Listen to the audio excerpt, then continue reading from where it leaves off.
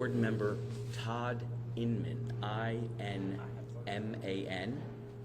as well as Investigator in Charge Bryce Banning, B-R-I-C-E, Banning, B-A-N-N-I-N-G.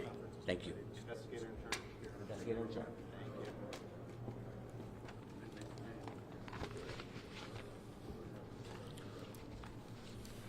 Let me just start with, whenever we began our first press conference, I guess 2 or 3 days ago, we gave the condolences to the families of the 67 victims in this accident. And tonight, we also need to give the condolences to yet another set of individuals due to the Philadelphia crash. Our hearts go out to all of them. Nobody should suffer this much tragedy, no matter what time frame in between it. But know this, we will find out what happened in both of those accidents. We will make recommendations, and we will attempt to never have to deal with those type of accidents again. I want to give you just a couple of facts right off the bat, just in case there's any questions. Last year, the NTSB investigated across all modes 1,288 different events. Aviation accounted for 1,204 of those. We currently have open 1,145 investigations in aviation. Last year, we had multiple accidents with 6 or more fatalities. Across all of our modes, which are primarily aviation, we dealt with 343 fatalities. We currently have open 1,100 recommendations, and in aviation, there are 283 that are still pending. The team that is working on this crash at DCA collectively has over 350 years of seniority with the NTSB. We will find out what happened, and we will do everything we can to prevent it. But I don't want anyone to think because we are working 2 accidents. This is what we do. Week in and week out. Just today, a lot more people are paying attention to it. I want to take an opportunity to introduce Bryce Banning. He hasn't really spoken the last couple of times, but he's been working hard, putting together a lot of information. Bryce joined the NTSB in 2012 as a senior aircraft investigator.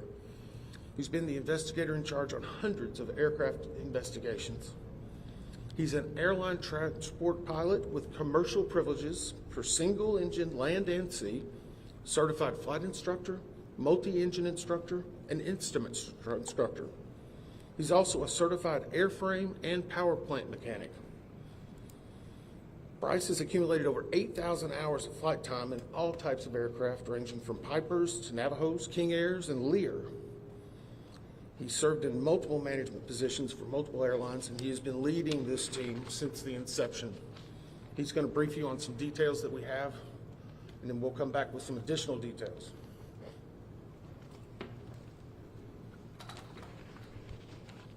Thank you.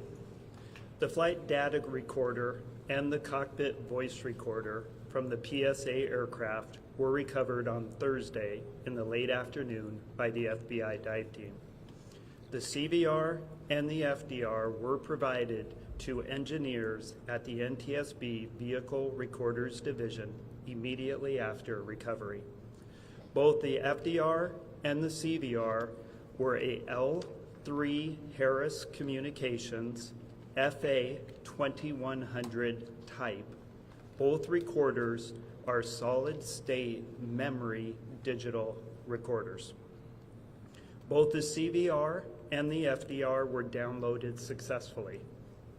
The FDR contains about 400 parameters and is currently being analyzed by a FDR working group consisting of the NTSB, FAA, and PSA. The CVR contained about 2 hours and 4 minutes of good quality audio. ADSB and FDR time were correlated. Timing will continue to be refined. Times are in Eastern Standard Time and are preliminary. The FDR captures the entirety of the accident flight. The CVR audio, because it is only 2 hours in duration, starts mid-flight. Prior to initial descent, the crew briefed the arrival for the Troops 5 arrival, followed by an ILS approach to runway 1 at DCA. Around 8:15, the aircraft left 37,000 feet for an initial descent. At 8:39:10, Potomac approach cleared the crew for the Mount Vernon visual runway 1 approach. At 8:43:06, the crew made initial contact with the DCA tower. The tower controller then asked if the crew could switch to runway 33. After a brief discussion between the crew, they agreed to runway 33. At 8:45:27, the autopilot was disconnected. At 8:46:01, a radio transmission from the tower was audible, informing Pat 25 that traffic just south of the Wilson Bridge was a CRJ at 1,200 feet circling to runway 33. At 8:46:29, the crew received a 1,000-foot automated call-out. At 8:46:47, DCA tower cleared other jet traffic on runway 1 for departure with no delay. At 8:47:29, the crew received a 500-foot automated call-out. At 8:47:39, a radio transmission from the tower was audible asking Pat 25 if the CRJ was in sight. 1 second later, the crew received an automated traffic advisory stating traffic. At 8:47:42, a radio transmission from the tower was audible, directing Pat 25 to pass behind the CRJ. At 8:47:58, the crew had a verbal reaction, and FDR data showed the airplane beginning to increase its pitch. Sounds of impact were audible about 1 second later, followed by the end of the recording. A CVR group consisting of party representatives from the NTSB, PSA, ALPA, and the FAA has been convened. The group is currently working to transcribe the entirety of the CVR recording verbatim. Thank you. We will take some questions at the end, but we have some additional details we definitely want to brief you on today. I want to clarify something that was, I think, presented by NTSB at some form, specifically around air traffic control. The Washington DCA tower was communicating out any transmission on a VHF and UHF frequency. Any transmission would come out on both bands. The Black Hawk was transmitting out with a UHF band, while the CRJ jet was transmitting out with a VHF. To put that in context, both the airplane and the helicopter would hear any air traffic control, but they would not hear the other aircraft or helicopter, conversely, if they were transmitting out. I bring that up because we are now working through the transcript of the air traffic control, and many people have heard online different recordings. Those do not contain the UHF radio transmissions. What they're hearing is the VHF recorded on certain software programs. As we synchronize the timing on that, we hope to be able to release it tomorrow. We do have it. We're working through the synchronization because the specific time will be very critical. Now, a few updates in regard to the Black Hawk helicopter. We can verify it was on a training flight that would utilize night vision goggles. We do not know at this time if the night vision goggles were actively being worn, nor what the setting may be. Further investigation should be able to let us know if that occurred and what factor it may play in the overall accident.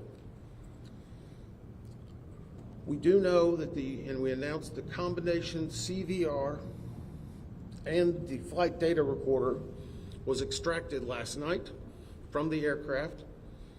When it was brought to our lab and opened, there was a water intrusion. Again, this is not uncommon. If you recall, in the CRJ, that cockpit voice recorder also had a water intrusion. It is going through the same process of ionized water until it's put into a vacuum oven. We still are very confident we will have that data. On the Black Hawk, we can confirm that we are looking into a priority air transport, and that's where you hear PAT, that on the prior day, PAT 11 was in close contact with a Republic Air flight. The Republic Air flight rejected the landing and did a go-around. The reason we are bringing this up is our data currently shows there was over 1,000 feet of separation between those two aircraft. 1,000 feet is a good safety barrier. Obviously, the pilot made its own decision in rejecting the landing. We just wanted to bring that fact out. It will be considered in the overall evaluation of this accident. So now let's go on to controllers.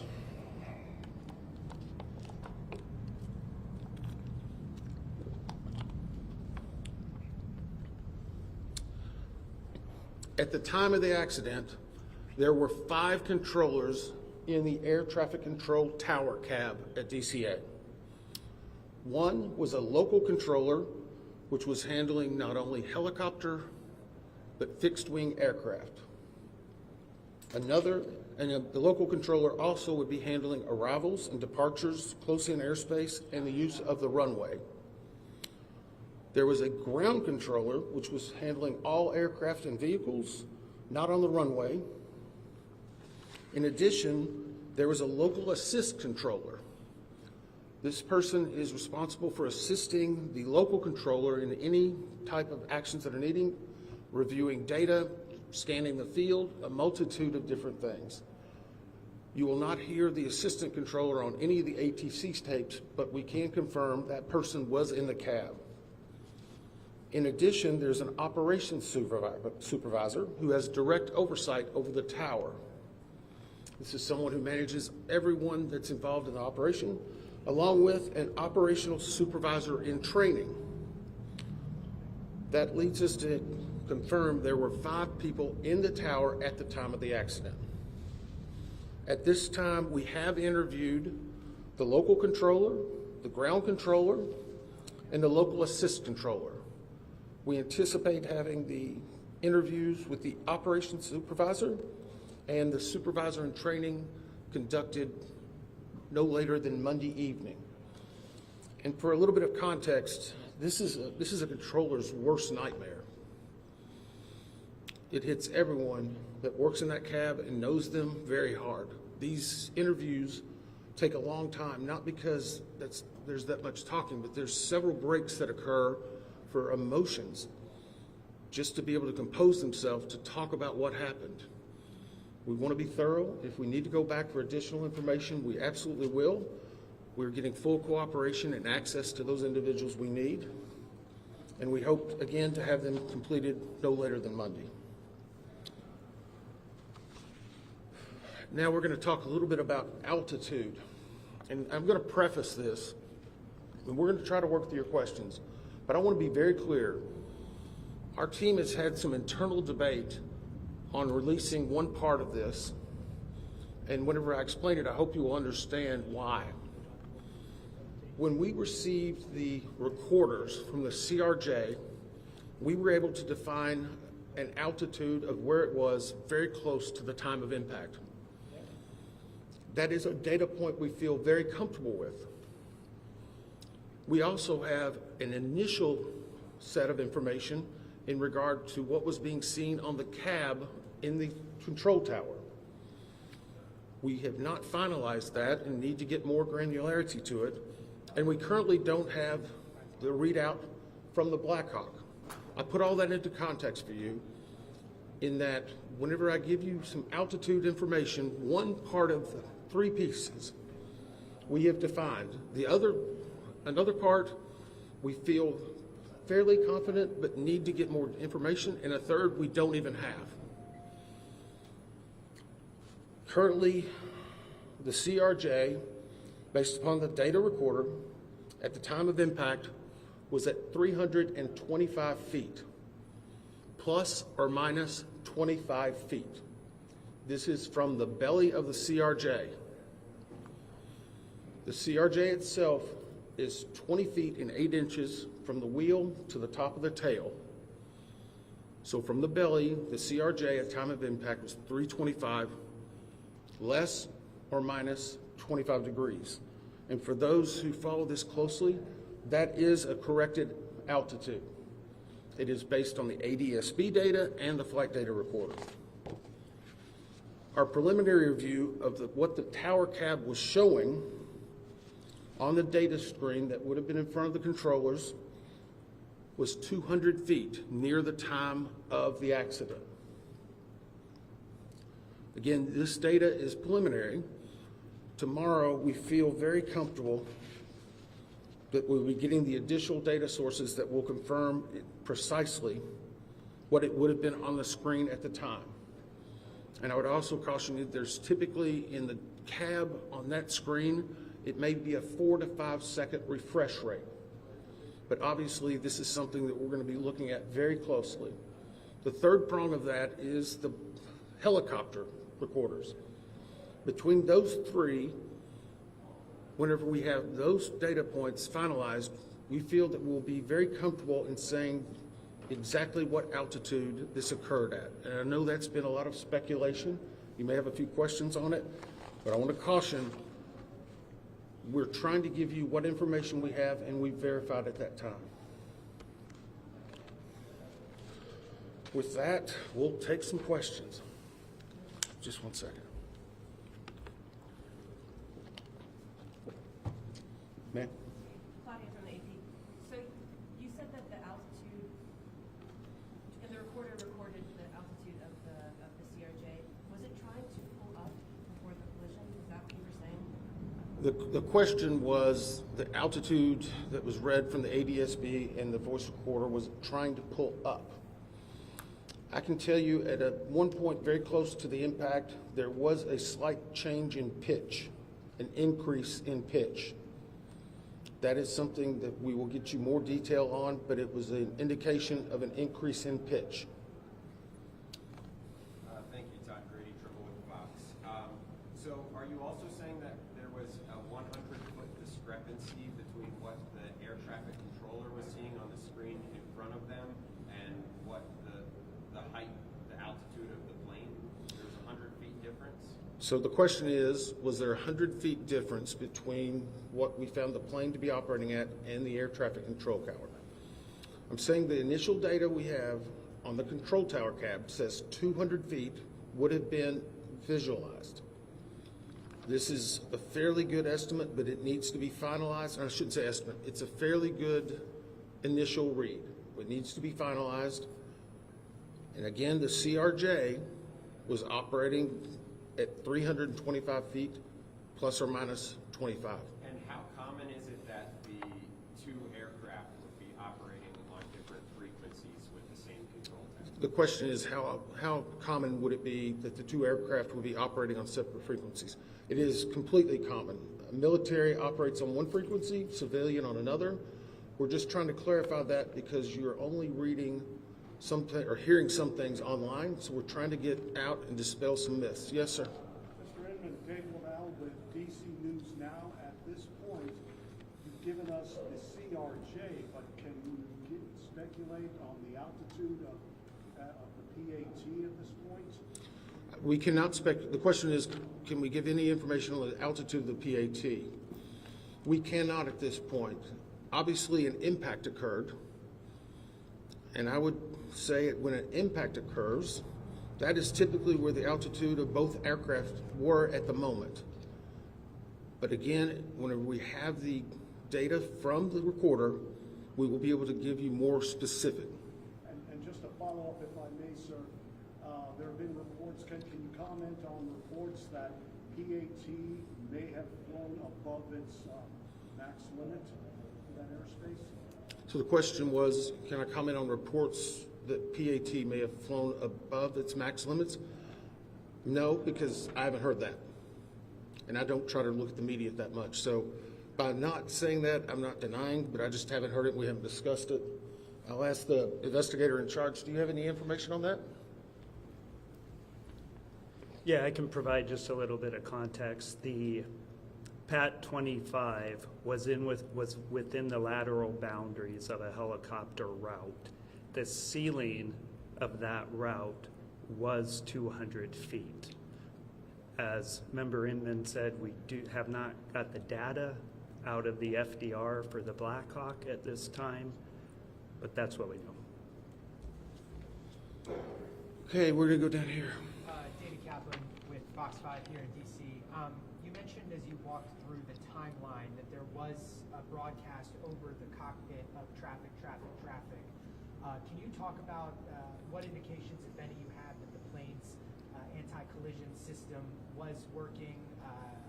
It's my understanding that that broadcast goes out if the system has been activated. Can you comment on what you've learned about the anti-collision system? The question is about the traffic that was heard on the cockpit voice recorder. I can say this, we're defining what is inside of each system and what they were outputting. Because of the unique nature of military aircraft, we need additional specialization, which we have. But for right now, we're trying to present you with what we've heard, so we need further information to be able to find why it was indicating traffic. Yes? The night goggles, how will you determine if they were wearing the night goggles or not? The question was, how will we determine if they were wearing the night vision goggles or not?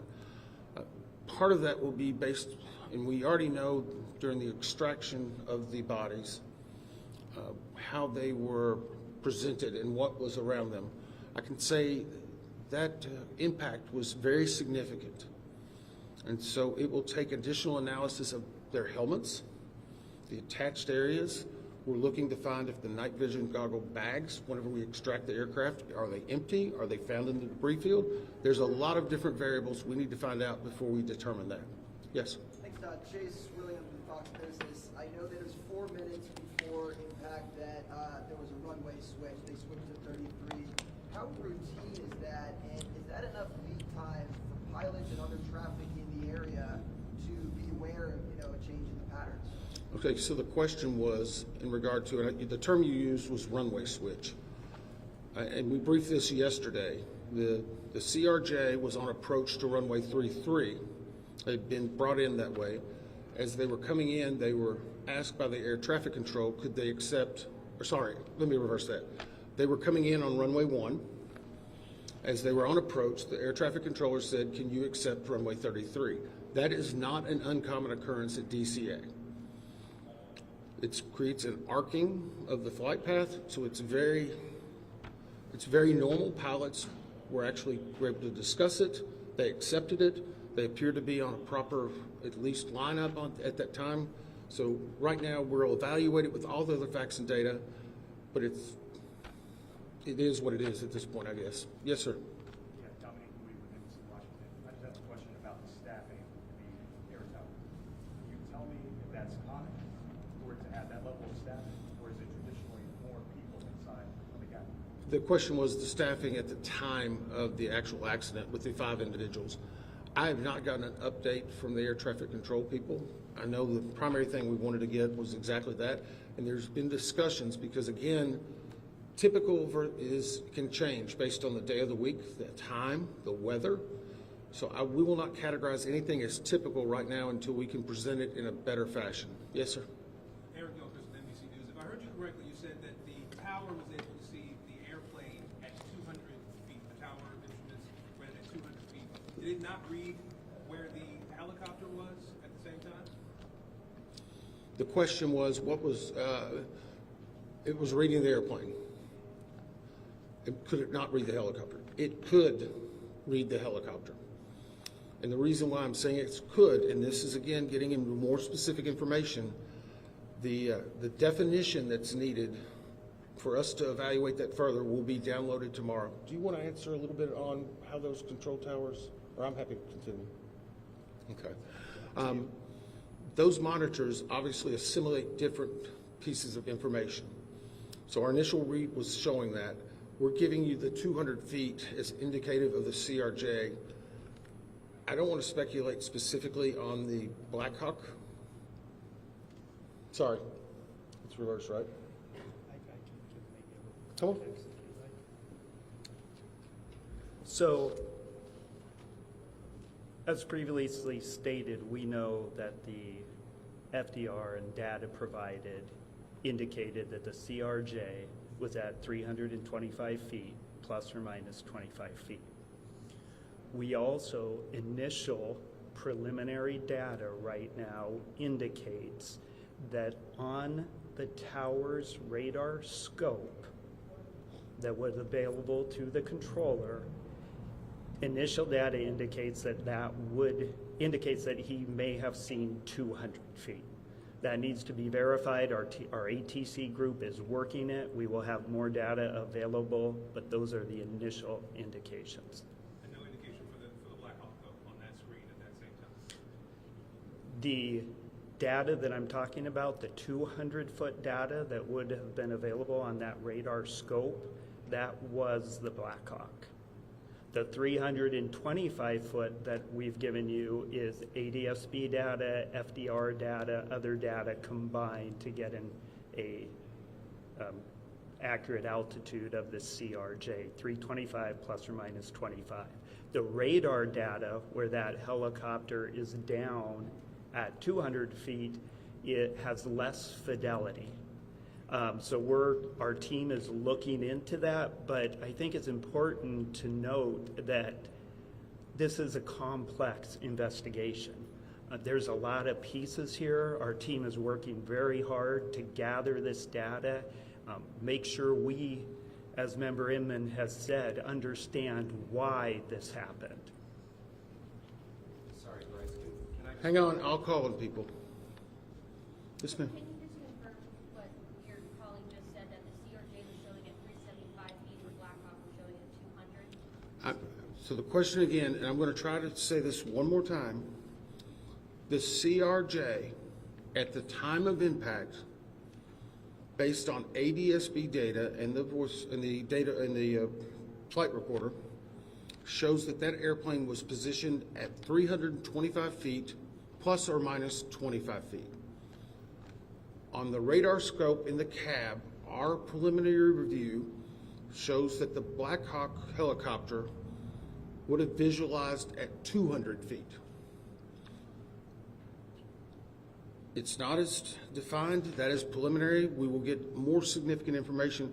We wanted to present the 325 plus or minus because we knew that. We have good certainty with it, but without presenting it with the radar scope information or with presenting that, it could cause some conflict. So I'm going to be very careful to make sure we still have a lot more work to do.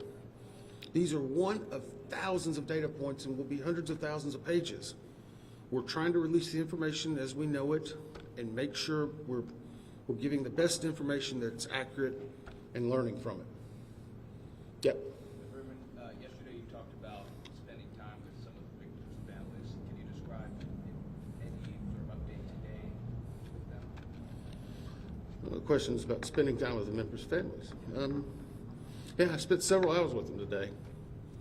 There's more, there's some new, there's some that have been there for 3 days. There's some that want to give us hugs. There's some that are just mad and angry. They're just all hurt, and they still want answers, and we want to give them answers. And the most devastating thing, I guess, today was they watched the news last night. They know their loved ones were recovering. So they're thinking, is it going to take longer? Am I not going to find my loved one? How will this affect it? That's hard. I mean, it's horrible. It's horrible. And no one should suffer this. So yeah, it is hard on them. They have a lot of questions. They haven't been through this. Unfortunately, we have a lot of experts. We've done 1,000, but that doesn't mean it's not completely new to them. What's really horrible, though, is that these things are happening. You know, I keep a challenge coin. Whenever I first got to the NTSB, they asked, you know, it's a challenge coin you hand to people as a sign of gratitude and respect. In front of it has the seal and the name. I said, what do you want to put on the back? This was on the front door of our training center where the TW-800 was for many years. From tragedy, we draw knowledge to improve the safety for us all. That's what we're doing right now. We're dealing with tragedy, but we need to improve safety. We need 200 plus recommendations fixed. We need people to take action. Unfortunately, at some point, all of you are going to be gone. We're still going to have the investigation open. We're going to make recommendations. We go to East Palestine, a community that gets devastated. Still nothing's happened. We have several hundred recommendations open for aviation. You want to do something about it? Adopt the recommendation of the NTSB. You'll save lives. Get off and do something. I don't want to have to meet with another set of those parents like that again. Not fair. Could be your family. Sorry, I didn't mean to take it out on you. It's just hard. Sorry. Yeah. I have two, and I just want to follow up because I want to make sure I understand the elevation question correctly. The flight data recorder on the CRJ is showing 325 plus or minus 25. That's correct, right? The question is, and I apologize, I've said this 3 or 4 times, on the CRJ, the flight data recorder that has been localized from the ADSB data and other is showing the time of impact. It was at 325 plus or minus 25 feet. Okay. The 200 feet inside of the air traffic control cab was for the helicopter. Is that The question again, the preliminary data that we have not validated yet and are still trying to verify was that the radar scope was showing the helicopter at 200 feet. Now again, we're not saying plus or minus because we don't really know that. It's not as granular. We will have the exact data set tomorrow evening. We knew you would have some questions, so please be responsible in reporting this. We need more info, but we know that some of that information is coming out and we're trying to provide it. No more. Sorry, I've answered the same question several times. Sorry. Go ahead. This is just a clarification point on this topic. I understand what the radar scope in the ATC cap was showing and what the black box showed you from the CRJ. I guess the question is, what would explain the discrepancy, which appears to be 100 feet, when clearly they hit each other? So the question is, what would explain the discrepancy? That's what our job is to figure that out. That's what we're doing. That's the reason we're giving you information to dispel some information that may be out there. We're the gold standard across the world because we tell the facts. And sometimes we have to give a little bit something preliminary so that you don't have an improper picture. That's what we're trying to do. Thank you. Thank you very much. Thank you. the 4 to 5 second delay that you described? Where was that?